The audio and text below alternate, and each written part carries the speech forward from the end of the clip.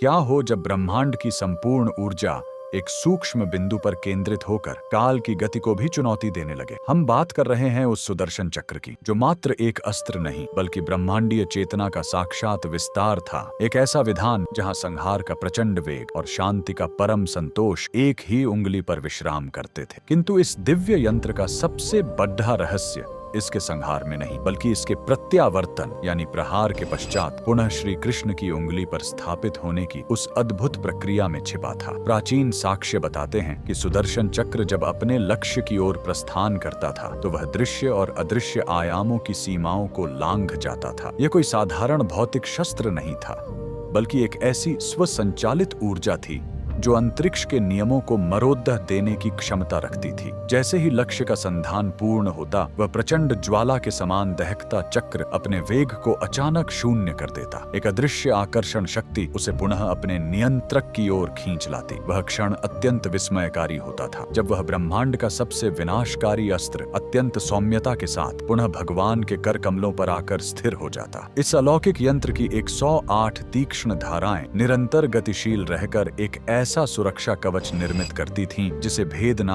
असंभव था। यह केवल अपने संचालक के संकल्प और विशिष्ट ध्वनि आवृत्तियों यानी गुप्त मंत्रों के स्पंदन को पहचानता था। सुदर्शन चक्र का श्री कृष्ण की उंगली पर फिर से स्थापित होना यह सिद्ध करता है कि पराशक्ति चाहे कितनी भी प्रचंड क्यों न हो, वह सदैव अपने केंद्र और धर्म के अधीन रहती है। द्वापर युग की यह यंत्र विद्या मानवीय कल्पनाओं और आधुनिक विज्ञान की समझ से कहीं अधिक उन्नत और रहस्यमयी थी। आज भी यह जिज्ञासा अंतर्मन को झकझोरती है कि उस परम अवतार के अंतर्धान होने के बाद वह सुदर्शन चक्र किस दिव्य लोक में पुनः स्थापित हो गया। क्या वह आज भी किसी सूक्ष्म ऊर्जा के रूप में हमारे चारों ओर विद्यमान है? अगर आपको भी सनातन के इन सबसे अद्भुत रहस्यों का पता लगा हो तो कमेंट्स में जय श्री हरि विष्णु जरूर लिखें।